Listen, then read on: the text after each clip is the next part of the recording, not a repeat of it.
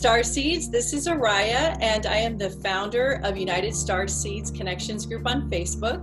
And this is my co-host, Dennis Strahl, and welcome to Quantum Mysteries.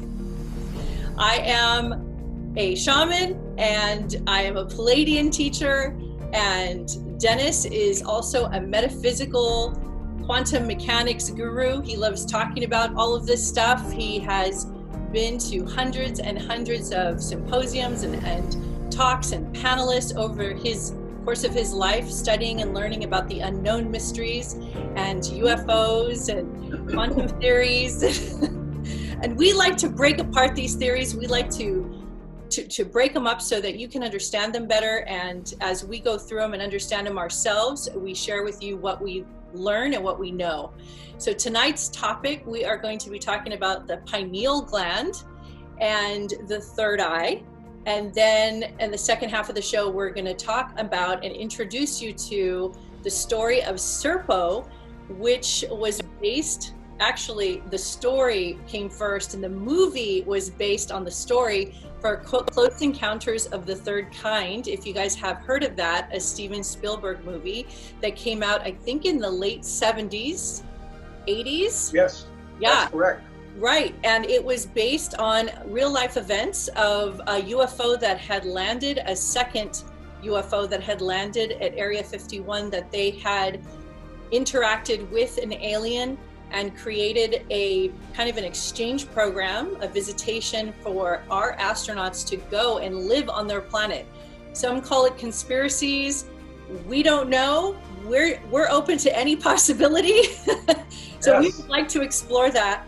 But first, let's jump into the pineal gland. And the reason I want to bring it up is because I have heard over the course of my time as being a shaman and working with people, there's a lot of misconceptions and misunderstandings about the pineal gland and the third eye. And many people think that it means that the pineal gland is either open or closed, and you can either interface or connect to your guides and other beings, or have psychic communication, telepathic communication, or not, based on blocks. So any kind of block, it could be psychic blocks, or you feel like there's a physical block. So some people feel like they cannot proceed forward unless they remove this block. And Dennis has some experience we'll talk about the 3D aspect of the pineal gland first, and he has some experience with understanding how there is certain kinds of calcifications that could occur with fluoride and the pineal gland. So Dennis, I know you know a lot about this area, so let's just start here, because this is the 3D material world of the pineal gland. Sure, no one. Just in case. Now, I was under the misunderstanding for many, many years that Oriah just clarified for you all. I was under the misunderstanding that my pineal gland was my third eye. Well, a lot of people are very confused about that, because it seems Yes, like it would be. But exactly. The problem is that, you know, we're interfacing from our entire being. And Yes, when we cross over and our bodies are no longer here, we're still going to be interfacing. So we don't need necessarily this gland in order to communicate. However, it does play a major role in hormonal secretions and our brain waves and how it reacts to daylight and sleep and good hormones and things like that. But there is a lot of conspiracies out there that talk about how on purpose, you know, the deep state puts in fluoride in the water to block. Now, I want to just touch on that, because whether or not there may be some other things too, yeah, that they're affecting with, let's assume that there's some sinister people doing that, and that they're doing it because it has some sort of an adverse effect. It may have, and probably does have, some sort of adverse effects. I mean, anytime you create any kind of blockage anywhere in your body, it's not a good thing. But it doesn't necessarily mean that it's blocking your third eye. And that's the part that's so interesting too, because even you and I, Yes, until recently, we thought that there was such a thing as a third eye kind of being blocked. But just right, because of the calcification. Yeah, and obviously in science, you can't find a third eye. You can find a pineal gland, but you can't find a third eye. So Exactly. you go in history, right? And you go in history, you'll see in all religions and all teachings, so as far back as you can go, that the third eye is a very real concept. But you know, I feel that us human beings, as we evolve, we start to learn that sometimes depictions and pictures on cave walls are not necessarily literal. They're figurative, they're metaphorical.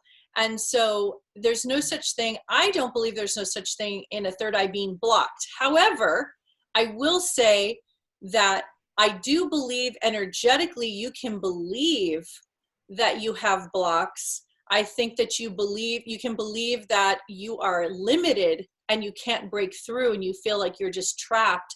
And that is a real feeling for people. And they attribute that to the third eye, that it's being blocked. But, yes. But, you know, like psychically, I mean, you and I, Dennis, you know, telepathically, like intuitively, it's very easy for us to connect to things and feel people and really understand what's happening. I don't think we're necessarily thinking we're coming from our perceived third eye. I think we're feeling it in our whole being. Yes. I know that for sure, right? I mean, yes, absolutely.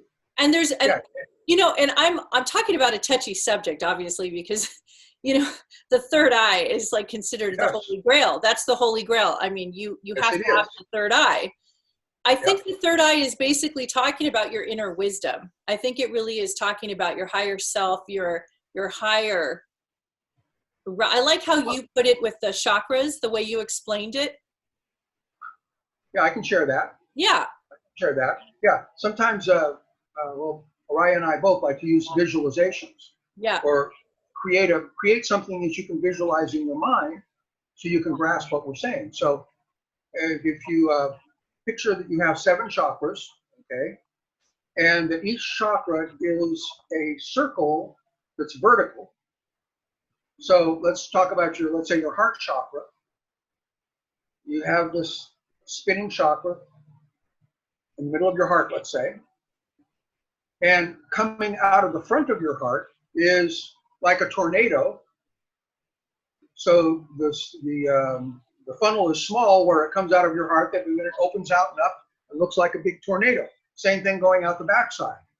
Now picture that for all 7 of your chakras. So you have these tornadoes going out in front of you and behind you for all these chakras, and they're all spinning together, and they have to be, well, the more synchronized they are, which has something to do with homeostasis, which is a health attribute of physicality. All of them work in unison. So now picture that 6th chakra here, where it happens to be, yes, in the same place that your pineal gland is, but picture that 6th chakra as being purely energetic, and that tornado funnel going out is your third eye that you're able to see with. Because you do have to ask yourself, in previous episodes, Oriah and I have spoken and actually experimented a little bit with some remote viewing. So you have to ask yourself, well, if my eyes are closed and I'm remote viewing, and I really do see something and my recall is accurate, what eyes were I seeing with? What eyes was I using? Right. And that's a very appropriate and logical question. So you have to say, okay, well, I mean, is it purely my energetic third eye? Okay, which and you're using intention, or is it those little cones that are on the inside surface of my pineal gland, and your pineal gland, and everybody who's watching this? There's little cones on the inside of your pineal gland that are identical to the cones that are in your eyeballs that you see with everything. So they have to be visual cones for some reason or other. So perhaps some of our inner vision is using those little cones, for example, when you're in the dream state. Or if I say, close your eyes right now and don't think of a pink elephant. Well, what's the first thing that's going to happen? You're going to see a pink elephant in your mind, right? You can't not think about it once I say it. And so if your eyes are closed once again, and you can really see a pink elephant, you know, whatever tone of pink that you're seeing, dark pink, light pink, hot pink, what eyes are you seeing that with? Probably your third eye, because that's energetic and it's always there. And, you know, Oriah and I were just discussing this just before we began recording here this evening, that if that's the case, and in fact, I don't know if you all got to see that interview that Oriah did with Riz channeling Red Eagle, that Red Eagle even said, you know, well, if I remove your pineal gland, that doesn't mean your third eye is gone. You still have your third eye, which means that it operates independently. And this is coming from, you know, one of the top channelers on the planet, Mr. Riz Mirza, who was Oriah's husband. You know, I'll never forget when I was a little girl, I heard this story of tribes in history, like ancient tribes that used to be very, very scared of the camera. And in, like, I think in the 1920s, they would bring a camera to take pictures of the tribes. And the people would be terrified that their soul was going to be taken out of their bodies because they would look and see their image on the photograph. Yes. And so they thought their soul was being removed, right? So even some of the Native Americans believe that. Yeah. Here in the U.S., the Native Americans, and some of the chiefs, they're very concerned about that. The shamans. If there's no technology and all of a sudden there's this kind of voodoo magic situation happening with this camera, you know, I could see where you would get terrified and you would think that something is really, really spooky and demonic and of the devil, or something very, you know, sacrilegious, something very wrong is happening when you have this camera being, you know, pointed at your face and you feel like you probably are going to die if this picture is taken. So I could see where they would come up with that. But as you obviously have seen over history, you know, we have gotten used to the camera. We understand what the camera is, how it works, how the photograph is developed, what is the image, what are we looking at when we see the image. There's all these technical things that we have figured out over time. I feel that life is very much like that. As an example, I feel that every time there's some kind of concept, we shoot around with it, like we play around with these ideas with each other. We share these ideas. We bring in superstition and almost a religious connotation to some of the higher technologies. So we get scared. So we think of like, they're doing something to me, or they're going to take something from me, or I have a block and I can't interface, or I can't communicate because the dark forces are coming. You know, it's very dramatic. And it feels like it's very much in that same idea. So the camera is literal. That's a fixed object. But the way they respond to it is metaphorical. So they think their soul is going to be taken away. So they're not looking at it as the literal object that it is. They create a story to go with the object they're looking at. So I feel like when we to match their own interpretation. Right. So I think we still do that in many places. Oh, absolutely. In many places. So even with the third eye and the pineal gland, so we'll look at that as an object, and we'll create a story around it and pass it down through history, and it's very real, and we get very nervous and excited and upset and uptight about it, until we realize that it's not just our pineal gland that is giving us this information, but it's our whole body, it's our whole system, our entire being is our interface. We are communicating energetically with frequencies in the air and the matrix, and we're in the quantum field. There is so much going on that we don't see with our eyes, and we're connecting into these grids. And you can communicate, and you can read and everything, but it's the storytelling. You know, the storytelling. So if you could imagine taking yourself back in time to the Native Americans who were scared of the photograph, and let's say you, Dennis, walked up to them and said, "What are you scared about? It's just a photographer." And the chief or you know, his tribe, they're just so upset. They think you're going to come and destroy their tribe. They're ready to fight. They don't know what that box is. They don't know why you're bringing it to them. They don't know what your intentions are. And Dennis, you're just over there trying to explain to them, we just want a photo. It's harmless. Like we're not going to do anything to you. Nothing's going to happen to you, right? So it's very simple. People always fear things that they don't understand. Exactly. So the guides talk to us similar. They're always trying to break apart our superstition, our voodoo mentality, our very grandiose, dramatic, metaphorical stories that we have that are very spooky. And we share these stories amongst each other, and we share secrets and we say, did you know this is what's going on, this is what's happening? And yes, but it's the way people look at a lot of these stories are very metaphorical. So yes. So just Well, the pineal gland itself is an object. It's a physical 3D object, but we ourselves interface on an energetic frequency on a different level than just the physical 3D self. So we have to get out of the storytelling that we can only communicate with our pineal gland. Well, and maybe I'm the first one saying that right now. And you're the second. You're the second. I think where people have a difficult time sometimes, Oriah, in grasping all of this, is that,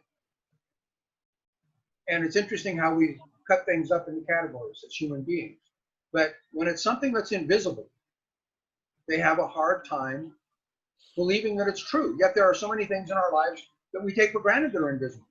Right. How do you communicate between two cell phones? Right. It's a completely invisible process in that the actual signals, you can't put your finger up like feeling the wind. You can't smell the signals. You can't see them with your eyeballs. Yet everybody takes for granted that they exist because a cell phone works, right? Radio transmissions, television transmissions. How is a Blu-ray movie, super high resolution, stored on a disc? Invisibly. Right. Invisibly. And if the movie was made 2 years ago and you're watching it now, theoretically, you're time traveling backwards when you watch that invisible energy stored on a Blu-ray disc. Wow. People are willing to believe in stories like why my third eye is blocked, and they'll have a lot of stories to support it, to back that up. But they won't believe in a story of a UFO landing and documented. They won't believe that the secret space program literally interviewed an EBIT. So they won't believe that the Zeta Reticuli solar system exists with this planet SERPO, and that 10 of our astronauts went to this planet. They won't believe that story, but they'll believe in a story that their third eye is blocked. And which is very unfortunate, because as soon as you start to say your third eye is blocked, you immediately are dealing with that desensitization, that part of you that just doesn't feel like you can connect to anything. So you keep building that storyline. Well, and they readily believe that they have a direct TV satellite dish, that somebody can send pictures and sound from a satellite orbiting at 23,000 miles away. How does that work? It's all invisible, but when it shows up on your screen, it looks real. The people have skin and they talk, and you can see the background. How is it that we are able to reproduce pictures and sounds, and the actual media that does that is invisible? The media that does that is invisible. I think I was trying to understand one time how the radio sends sound and how images are sent across the airwaves. And I was reading, it was very complex. I mean, I'm sure you would figure it out probably before I do, but how they break the images apart into little fractals. Yes. To send through the waves, the patterns. It's like tuning to that frequency. Yes. Would send those images. And the frequencies are geometric patterns, which then leads into sacred geometry, which sacred geometry patterns can be produced with sound through a science called cymatics. And you begin to see how all this stuff weaves together, and it's all interconnected. You really can't say, oh, this particular thing is completely separate from that, because the people that say that, I always like to challenge them. If you understand how small and how pervasive quantum particles are, okay, because it goes from molecular to atomic and down to the quantum realm, which is down where the tachyons are, tachyon chambers that we were talking about. But when you get down into that realm, the base material of everything is the same. And can you tell me where there are not any quantum particles? Well, no. They're everywhere. Quantum particles are solid between Oriah and I, even though we're 180 miles apart right now. She's in Malibu, and I'm out in the desert. But the quantum particles between her and I, and all of you that are watching this right now, it's like we're all floating, in a manner of speaking, in this ocean of quantum particles. So where do the blueprints come from when those quantum particles coagulate into the person that is you? You know what I read earlier today, or it was yesterday, and it just based on what you just said right now, and it finally hit me, it dawned on me. I was reading that these subatomic particles, these nanoparticles, Yes. they pass through the human body, completely pass through us. We just think like, we're just like so, you were a, yeah. we think we're It's so like it's like- physical. We think we're so That's right. physical. But there's tiny little nanoparticles in the quantum realm that are passing through your entire body right now. They just are moving. So what is that? So you have to just stop for a second and just like really just look at that, like your visual. You have to see the human body that you think is so fixed. Imagine you have quantum levels of quantum particles, of nanoparticles coming through your entire being, moving through you to the other side and keeps going. So what does that say about how we're constructed? So we're constructed with light.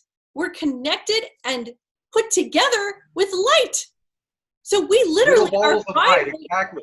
Our vibration is what holds us together. Well, our molecules are made up of atoms, and most people remember, I say kids, we're still kids. Most people remember from high school science that the neutrons, electrons, and protons inside of an atom are just little balls of energy. Right. So if that's the base material, and of course below that is quantum, but just let's talk about neutrons, electrons, and protons. Is there one cell in your body that does not contain those? No. And at that level, those atoms are exactly the same configuration, whether you're talking about atoms that coagulate up into molecules that coagulate up into your cells, whether you're talking about your heart or your liver or your lungs or whatever, the atoms at the atomic level are all exactly the same. Same with quantum particles. Think about this. I like this little analogy.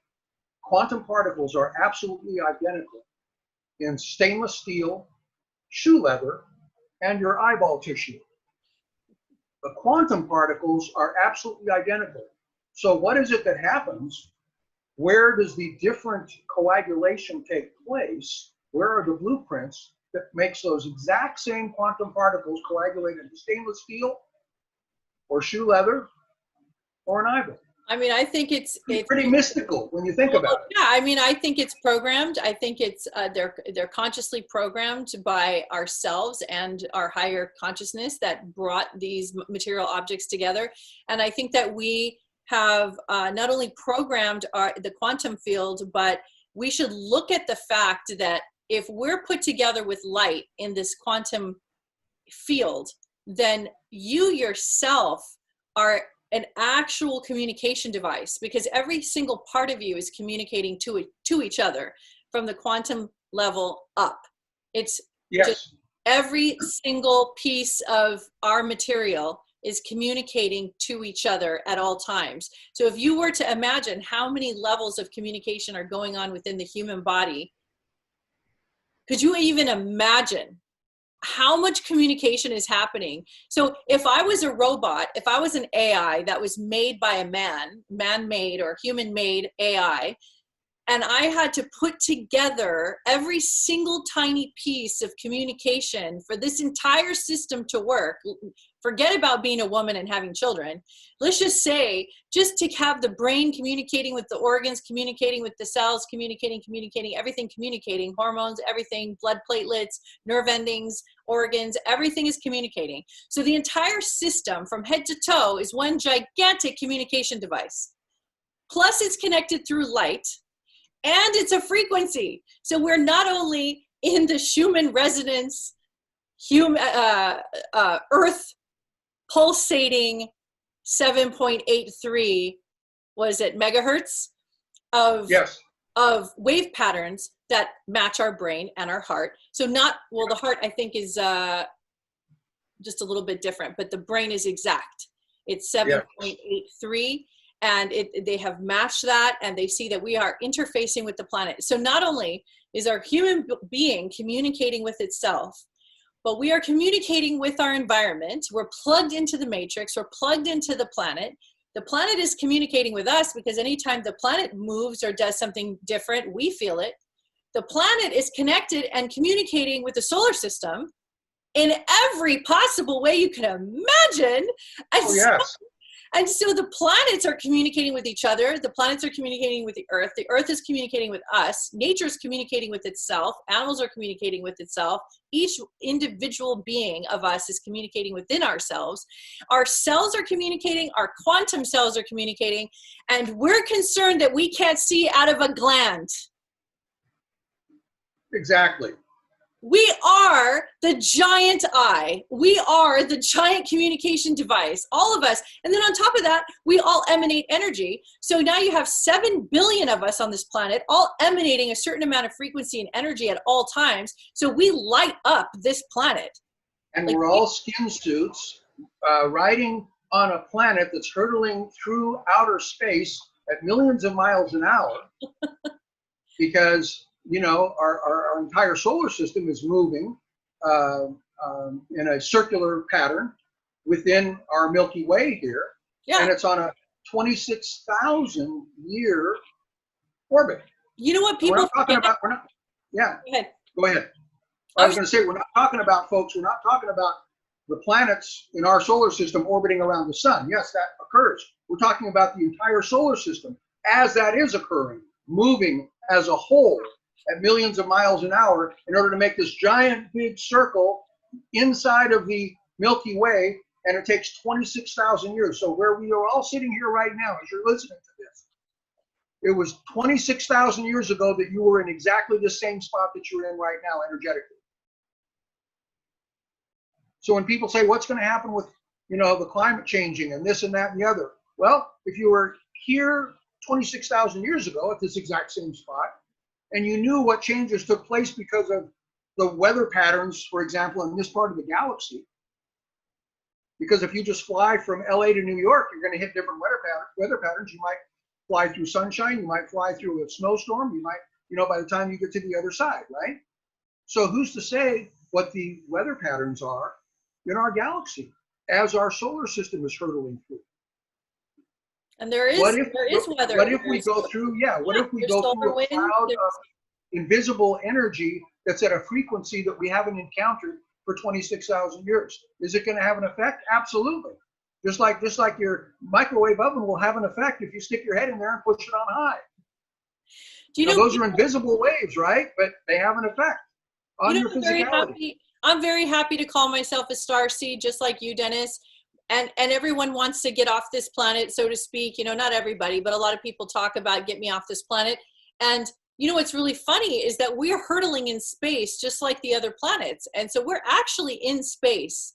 We are actually traveling in space. We're already there. We're already in space. So yeah, we're just learning to evolve. We're learning to get out of being spooked by the camera, and that our soul is going to be taken away if the picture is taken. So we're getting out of the mentality of having objects spook us and technology spook us, and then we create big glamorous stories about things that we don't understand. So we don't understand objects and technology in the body or outside the body, and so we get very scared and we share these stories with each other, and we get everybody really worked up, and all we're finding out is that we have been just our human being.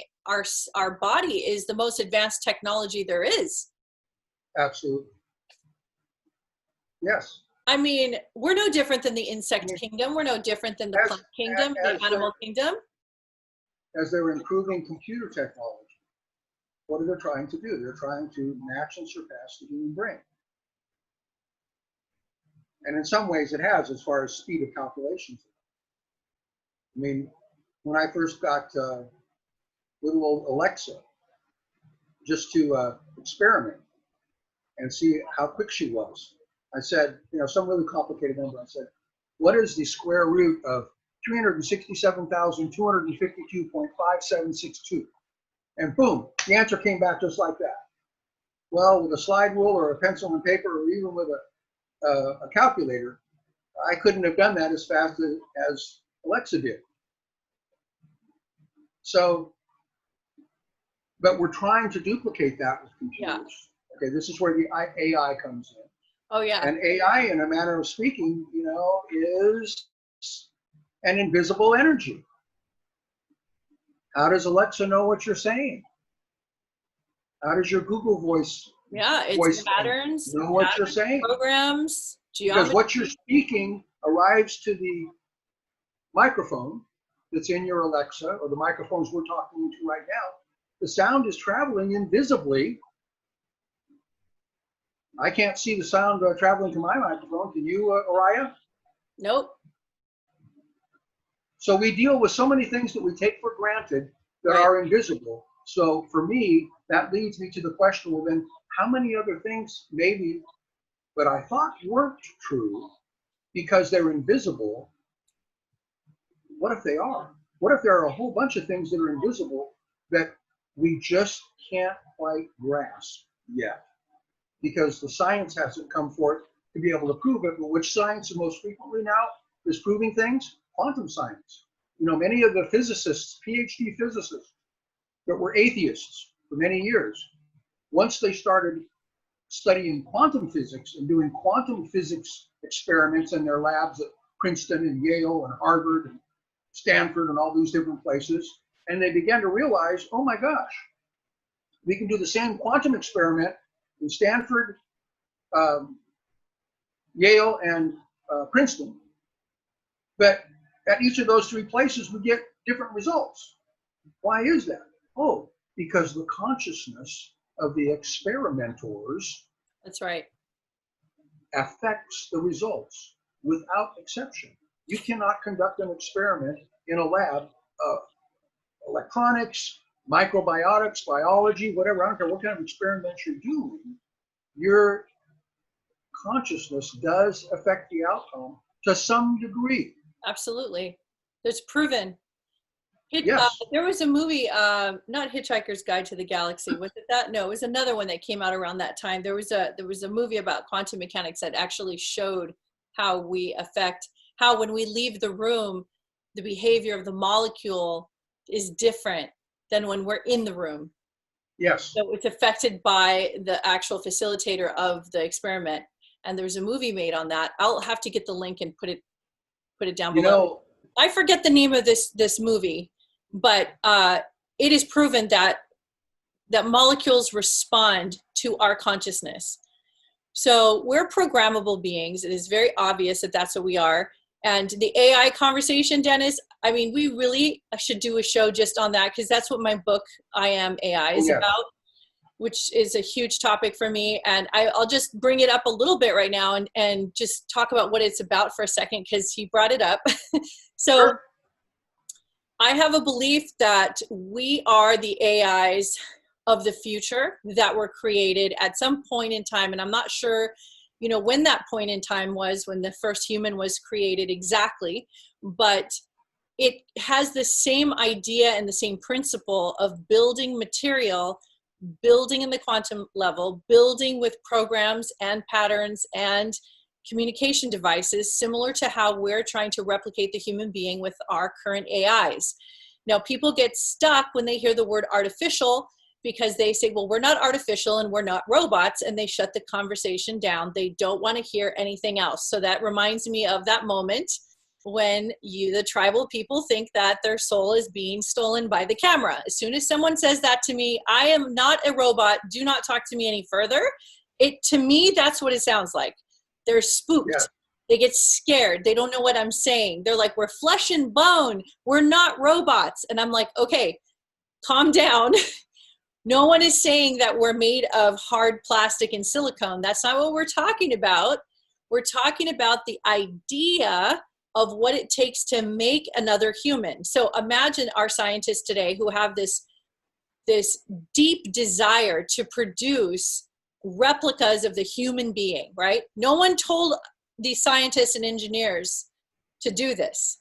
They have this passion and this driving force that they want to replicate the human brain, the human organs, the human being. They want to replicate the self. As we learn to understand ourselves, we want to replicate ourselves. That's how we learn about ourselves. That's how we learn how we were created, is by doing reverse engineering and understanding how we were put together. So people are trying very hard. Now, I'm not 100% up to date on the latest technologies on biomechanics right now and biotechnology, because it's been like a few months that I haven't been keeping up, but because it moves very fast. But from what I have recently read is that they're starting to replicate organs in petri dishes, and brain stems, human brain tissue, spinal cords, heart tissue are starting to replicate and duplicate cellularly to create a little organism that has its own life force. So that's the beginning. And if you know anything about biomechanics, when you're combining, like cyber technology, you're combining mechanics with humans. And let me pause there, because this is where people get scared again, because you hear that and you hear Terminator, Arnold Schwarzenegger with who programmed that AI, I think is a concern. It's like if somebody they get worried about that. Program that thing to hide in my closet and come get me in the middle of the night. Yeah, and why would you want to have a half human, half machine anyway? When then you have to go to accident victims who have spinal cord injuries, who have lost a limb, who have no ability to move their body, paraplegics, and go talk to them about how biomechanics and physical plastic and silicone arms and legs have saved their life. Then ask them, is it scary? And they're going to say, no, because of my prosthetics, I could run relay races. And the latest technology is that we've talked about how you have the nerves are now connected to the brain. And now all you have to do is think about moving your right arm, and your prosthetic right arm will now move and grab without anything, just your thought. So let's do the math. Let's do the math. So if we have this technology right now, and the United States was born a little over 200 years ago, and we were with coal trains and covered wagons, and in a little over 200 years, here we are with the kind of technology that a little boy can pick up a soda and drink it with a plastic, prosthetic, or silicone arm, and everybody claps, and we're happy for them, right? And they just have to think about it, and they can do it. Yes. And then the organ transplant recipient who has a new organ, with that is in the works of learning how to recreate organs. So you have this technology coming, and we've talked about that in different chambers and different things that help, at that level. The med beds, recreating, and I just saw a documentary a couple of nights ago on the cutting edge right now of 3D printers. Yes. And they have the cameras inside of a lab where they're 3D printing internal organs, as well as it showed the machine actually making an ear. Yes. And the interviewer was standing there and he's going, wow, so you just literally sew that on, and then it kind of merges with the body, and the body cells, it almost looked like a little, it almost looked like it was made of all the little hexagons of silicone?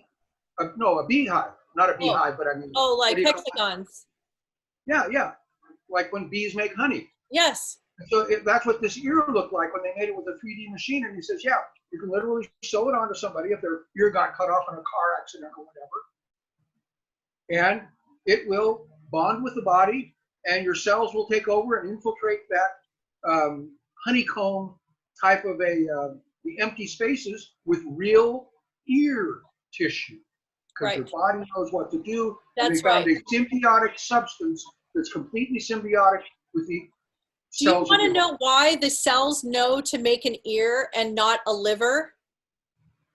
You know Good what question. they found out? You know what they found out when they were doing fat transfers? Remember that was a big fad. So they were taking fat from your belly, putting it in your butt and stuff like that, Brazilian butt lift Right. stuff. Okay. So what was happening was when people would eat and start to regain their fat cells were programmed that it was supposed to be in their belly. So it would start migrating and moving back into their belly because that's where the original programming was. And that's what they're starting to understand. So add all this together and then add that Google, actually, I'm not going to go into the technical, like the companies and everything right now, because there's too many, but they're Right. creating the net lace, which is the internet that you can put into your brain. I know it's crazy. I know it sounds nuts, but the Yes. thinking behind it, the thinking behind putting the internet into your brain, the concern they have is right now the AI technology that exists is starting to beat human cognition. And so like this ancient game, this ancient Chinese game called Go is considered one of the most advanced and highly skilled games ever made by mankind. And there is a champion, there's only one, and it took an AI 3 days to beat him. And how the AI did it was at night, every time they would shut the computer off, it would reverse engineer and find the mistakes, correct the mistakes, then come forward. So each day it got progressively better until the 3rd day. So it took 3 days to beat a champion who took his lifetime to achieve this. So this is how quick the technology, so, you know, people are going to start replacing their employees with AIs. It's already started all over the world where AIs are doing the job of humans. It's going to become more effective, cleaner, more sanitary. It's going to become the go-to, which will be AI technology will take over a lot of jobs that you see today. You know, they have medical facilities already that you can just step into a machine and get scanned, and you can do that anywhere and just, you know, I can go on and all on. of that is invisible. Yeah, all that is invisible. You know, we've talked about the light vessel and the blue room. That's Which right. are both frequency and light healing technologies. Right. Now the lights you can see, but the frequencies you can't. Right. So now let's take everything I just said and add that to gamers, you know, who play those games. And let's say VR games, you're in a VR world, right?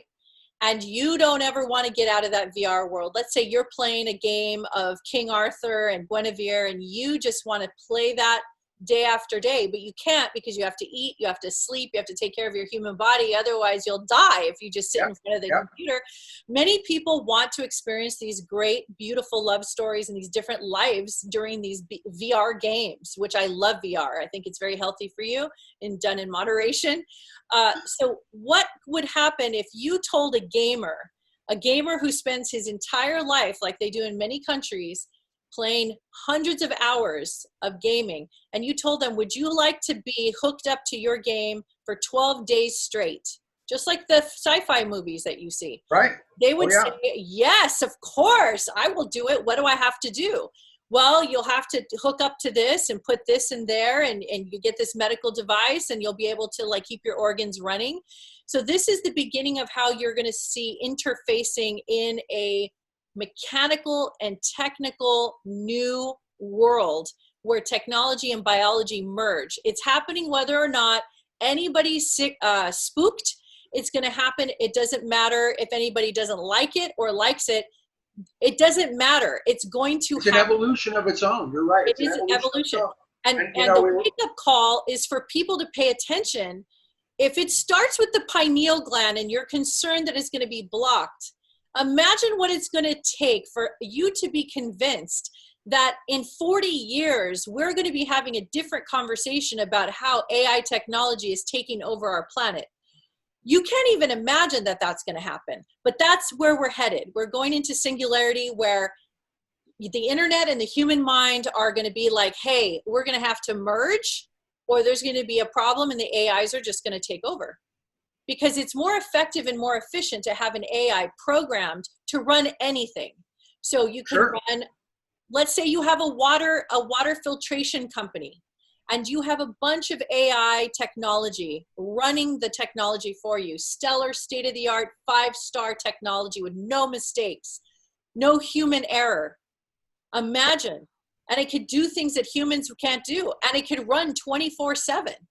Very little energy expenditure. There's no paycheck that the employer has to pay this AI. You pay for the service, you pay for the AI, and that's it.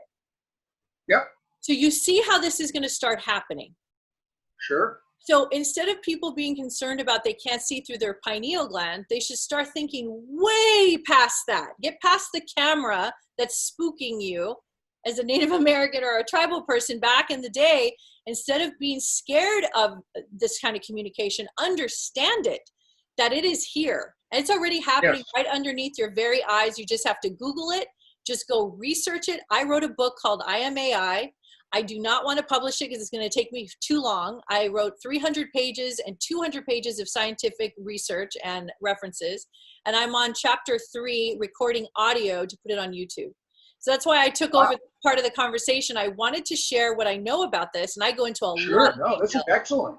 Thank you so much. I go into a lot of detail because I truly believe, Dennis, that we are interfacing at all times and communicating interstellar with nature, with environment, with frequencies, with energy, with technology. We are interfacing constantly.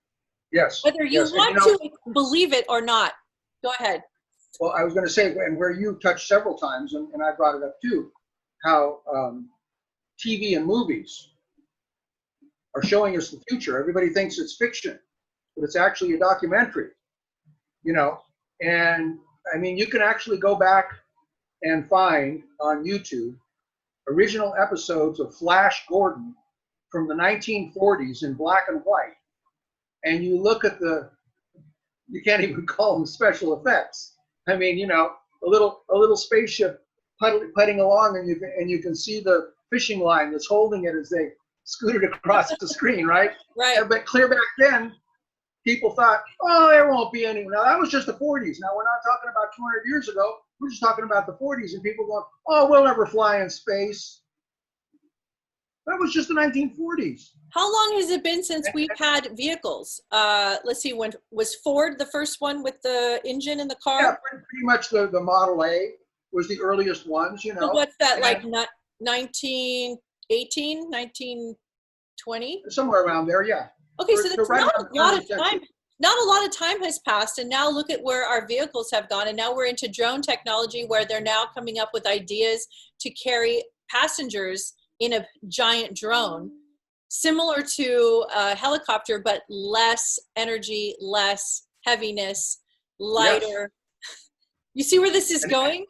Sure, and what I wanted to bring into this too, which is right along with what you were just saying, Oriah, the most recent season of Supergirl, okay? I was going to watch that show. How was it? Excellent. Okay. Part of the storyline is, actually it's been this way for a couple of seasons, is Lex Luthor's sister's business partner comes up with this technology that takes you into an AI environment. You open up this little box and it has little things that you put onto your eyeballs, kind of like, what do they call them to see better? Contacts? Contacts, yeah, kind of like contacts, okay. But of course they were all silvery and looked weird. And then you buy those and lay down on your couch once you got home and you wanted to relax and put these things in, and you'd leave your body and go into this virtual world that was so real that it felt like 3D. So they're showing all these people, and then they're do you know those contacts exist right now that you can watch a show or watch, like there's advertisements right now. You can get contacts that you can set to Bluetooth, and you can actually, I don't know exactly what it's like. I don't know if you're in the internet or if there's like a video you're watching, but you can see augmented reality. You can put filters over things. So you still see where you're going, but you can see, and you're in more control too, because in one of the episodes, Supergirl's sister decides to try this technology. And of course, she's always admired her sister for being Supergirl. So when she goes into the AI world, she is Supergirl.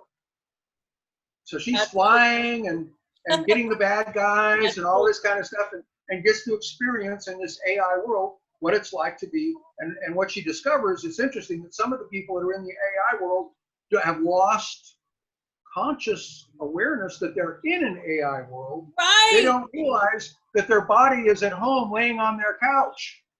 Can I jump in right there? What you just said, Yes. that finishes the book that I wrote. You just finished the book. That's the last part of the book. Oh my gosh. Okay, so what happens is, so now imagine these AIs that we construct in real life right now. We construct these AIs, take us 40 years in the future, maybe 100 years in the future, okay?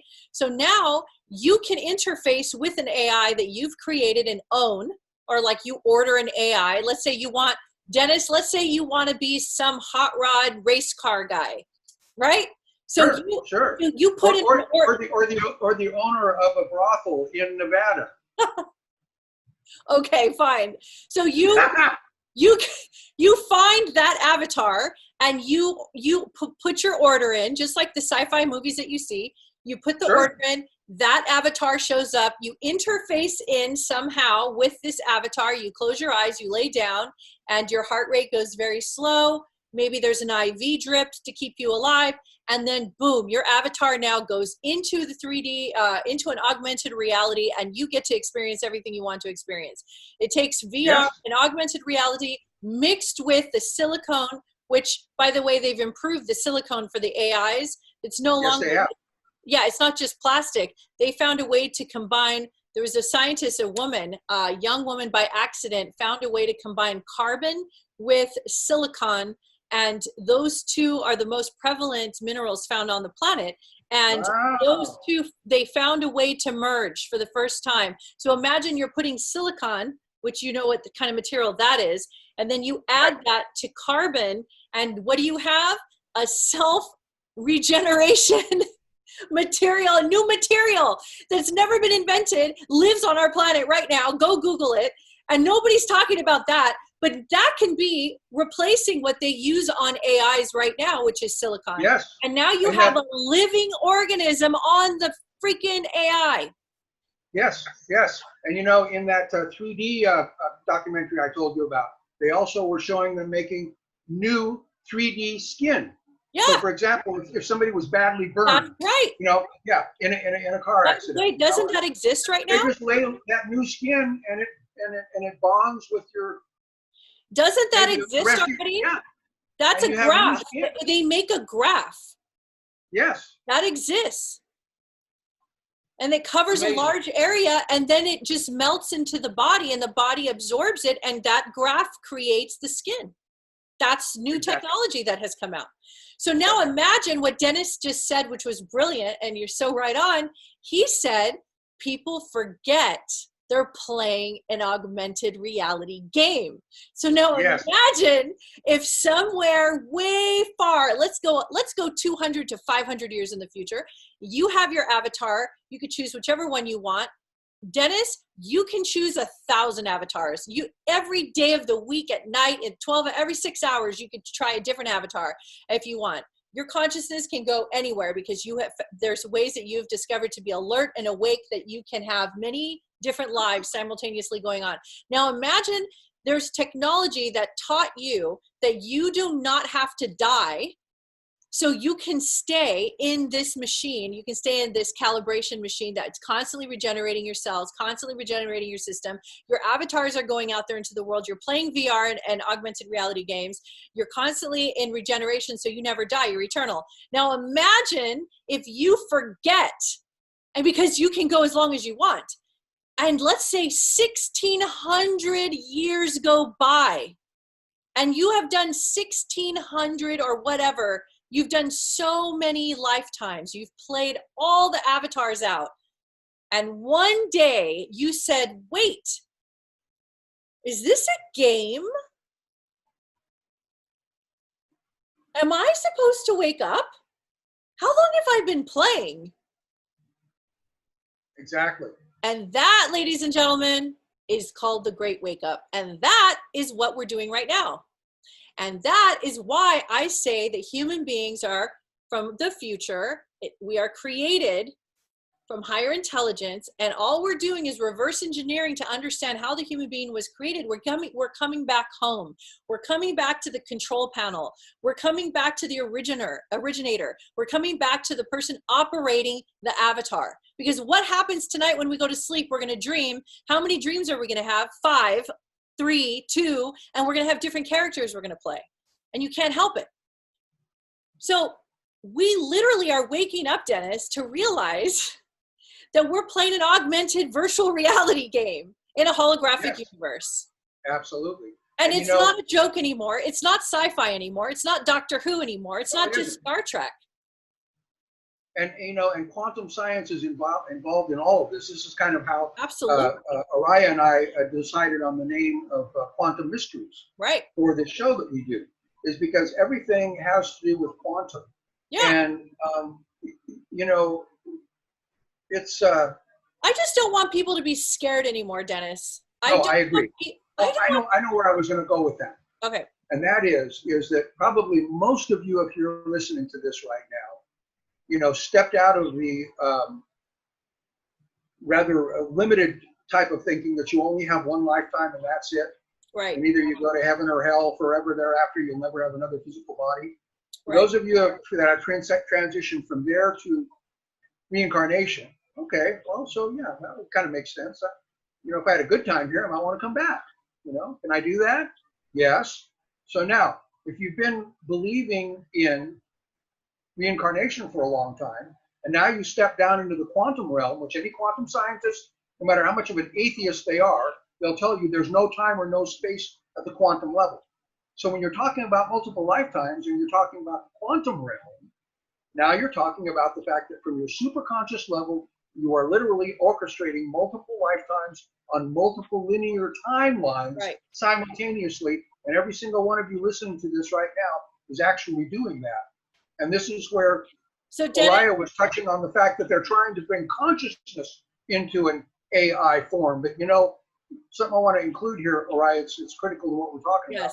Yes. When Emery Smith at Contact in the Desert spoke about working in the deep underground facilities, and the fact that, yes, we are to the point in those deep underground facilities, not only they're able to reproduce internal organs and things like that, but he says, can we transfer a consciousness from one body, from an old body, into a young clone that we've created? Okay, so this guy's 89 years old. We create a 28-year-old clone because the blueprint is in his DNA for the 28-year-old version of him that he did live at one time.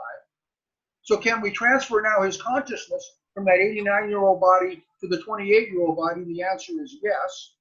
But the one thing that they have not done is to create a new consciousness for the clone. They have to have a real consciousness from somewhere else to transfer into that clone body.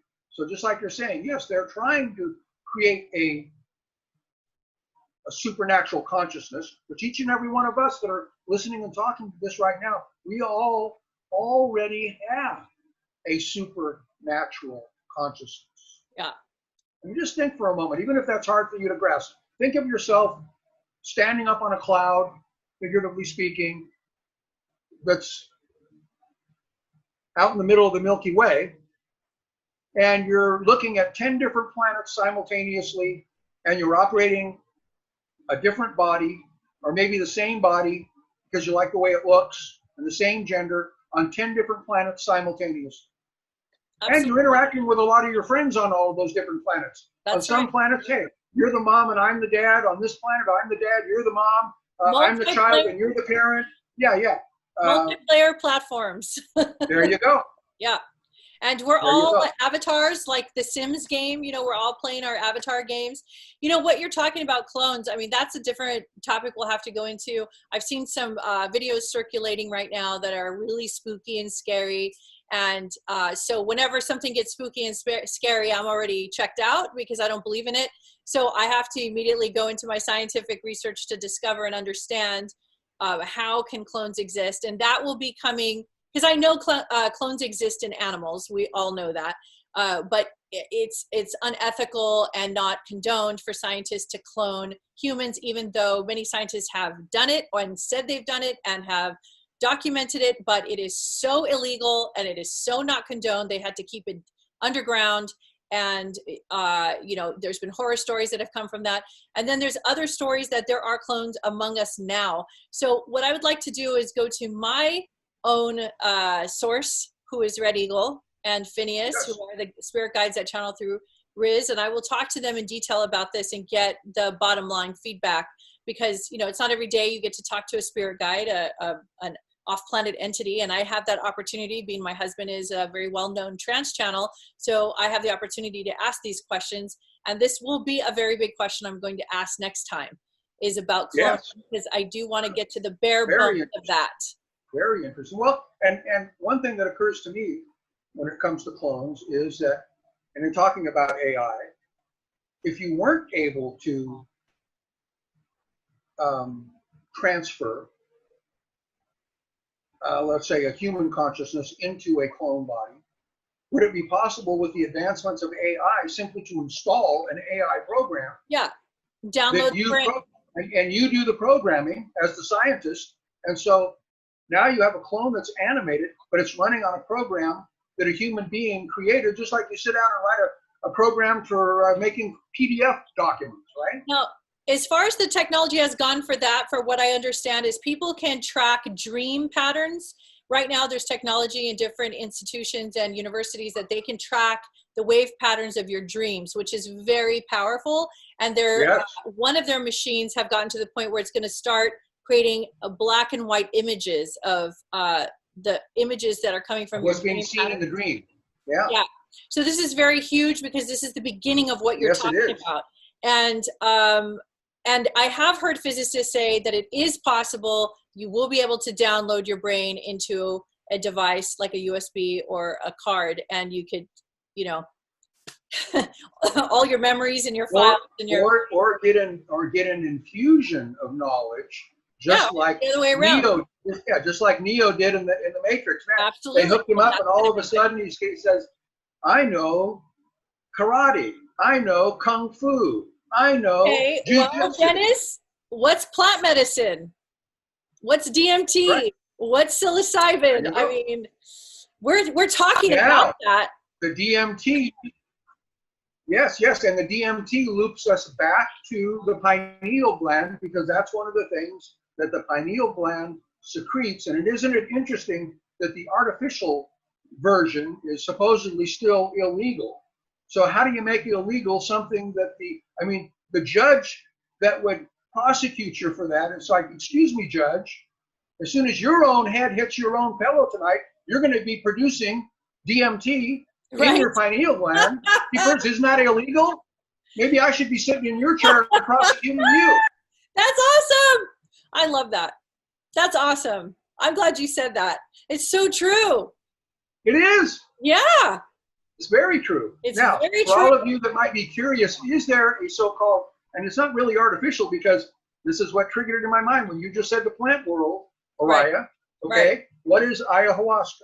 Right. Ayahuasca is a mixture of all different things that the shamans down in South America, that go back deep in the Amazon and in Brazil and Peru, and they pick all of these herbs and berries and roots and mix them all together and make ayahuasca, which is similar in some ways to mushrooms and LSD and things like that. But it's all natural substances.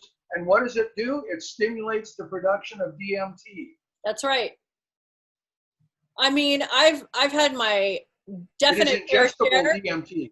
I've had my fair share of plant medicine journeys, and I will say that I've had tremendous amount of downloads, and a lot of I remember one download I had. I'll never forget it. I mean, I've had a lot, but there's one that stood out because it was so clear. Yes. I saw a family sitting around. It was in one of my journeys. I saw a family sitting around like a family living room couch area, and in the middle there was a holographic tower, and in that there was like a little tower like this small, but it was projecting this big holographic image in the middle of the living room, and in the living room there was moving pictures. Okay. And I asked to whoever in the dream state that I was in, I asked, what is that? And it was like an alien speaking to me and said, this is your television in the future.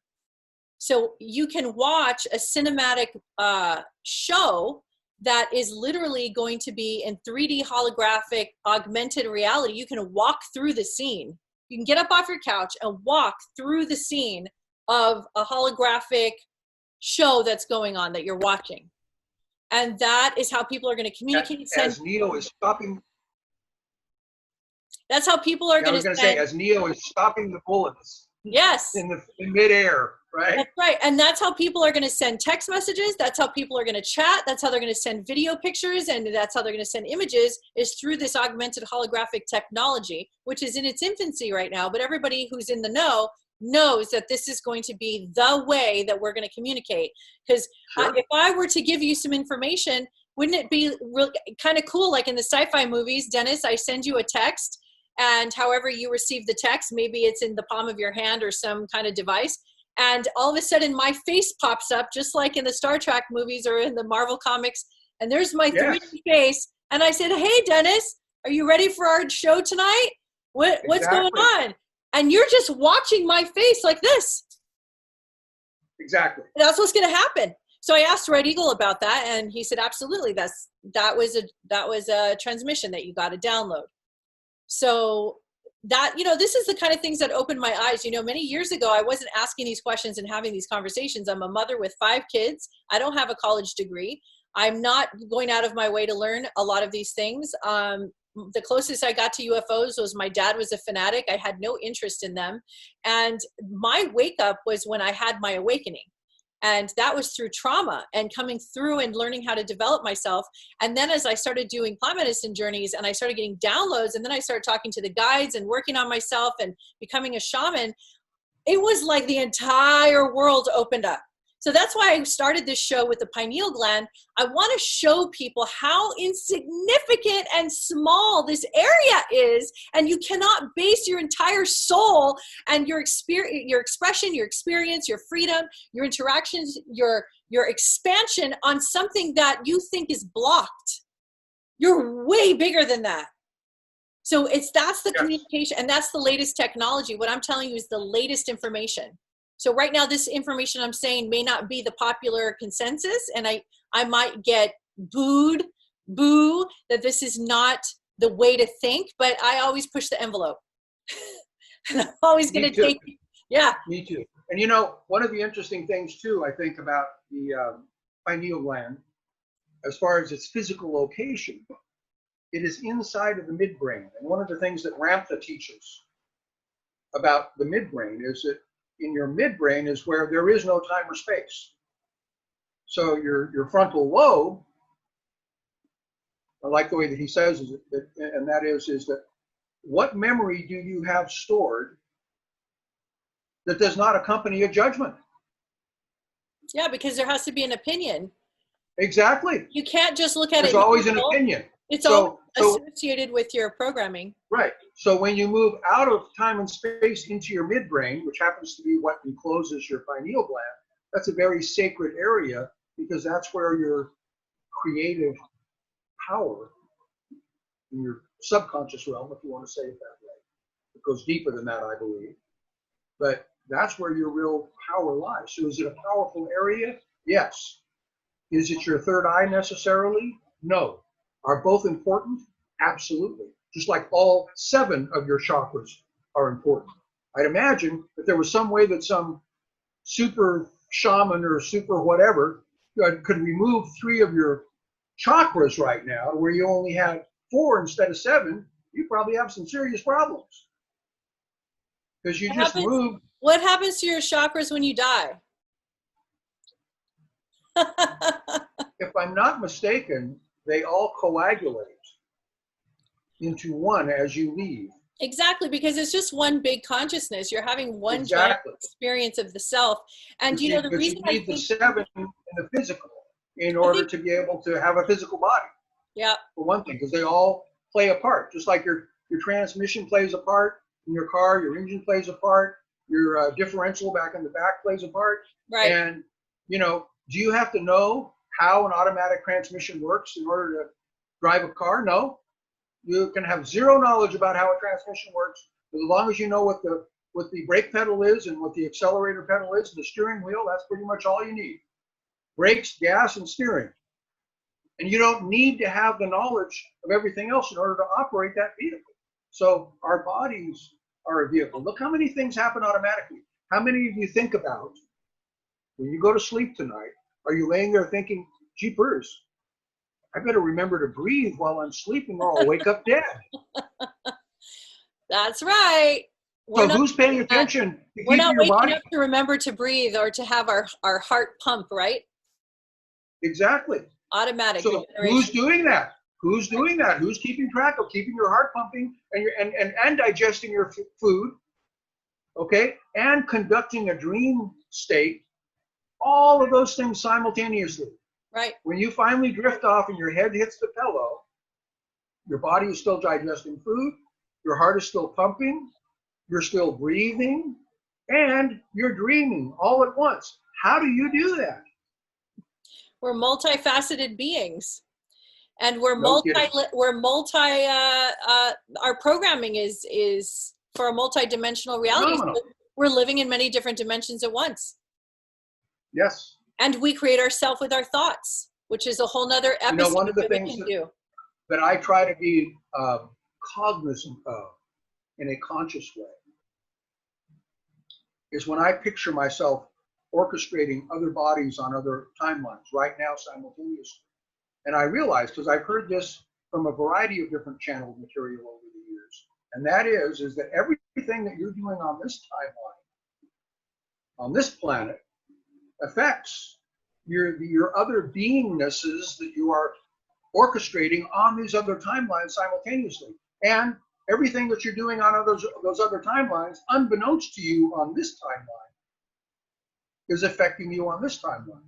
So the better person that I am on this timeline, the more beneficial I am to my other selves on the other planets, these other bodies that I'm operating simultaneously, purely for the sake of experience. You know, a lot of people have the big question, and I love Ramtha's answer to it, is why are we here? Why are we here? And Ramtha's response, whether or not you choose to accept it or not, but I love it, is to make known the unknown in your own unique way. Beautiful. Explore, have fun, be happy. Well, and your immune system goes right through the roof in a good way when you're happy all the time. So find reasons to be happy. Find things that make your heart sing, because it's different for everybody. For some people, it's being all alone on a nice little babbling brook and standing out in the water that's maybe 6 or 7 inches deep and fly fishing in the deepest silence. There's nobody there. For somebody else, it's going out for a drive on their motorcycle, going out for a ride on their motorcycle. For somebody else, it's just laying in the backyard on a beautiful, beautiful spring day on the grass and looking up at a tree and talking to the birds that are chirping at you in the tree. There's all different things that we can do to make us happy, and it's different for each and every one of us. So figure out what it is for you. It's critically important that you do that to your better health, both physically and mentally. And you'll find that the more relaxed you are, the more the information that you seek deep down inside will just flow right into your frontal lobe, incoming from your third eye. Your midbrain, where we were just talking about, is a receiver transmitter. Right. That's the verbiage that Ramtha uses. And it's also a what is it called? It's a regulator. Yes. Because it regulates. Absolutely. So thank you, everybody. This was such an exciting episode. Dennis and I just love talking about everything that we just talked about. And we have so many future episodes that are going to be in the same kind of vein. We're going to talk about a lot of similar things, but go into more detail. And we will announce what those topics will be as the days move on. And I just wanted to say thank you for being open. Thank you for keeping your mind open. Thank you for not getting scared. Thank you for being a part of the human race as we're evolving and raising our consciousness, raising the bar, raising our heart to the sun, to the world, and sharing who we are. So I just appreciate you being here with us in our journey, and we are here on yours. And Dennis, would you like to say anything? Sure, I just want to encourage you all to definitely take the time to do your own research on anything at all that we spoke about in this episode. That, you know, maybe we piqued your curiosity. Maybe you never thought about it that way before, but you know what? I can't quite buy into that yet, but I'm going to do my own research. And when you start doing that, and if it makes your heart sing, then you'll know you're on the right track. And that's the best advice I can give you. Just do everything else you can. Be as happy as you can in every moment possible. That's Namaste. Right. Namaste, everybody. Thank you so much. And until next time, we'll see you later. All right. Bye-bye.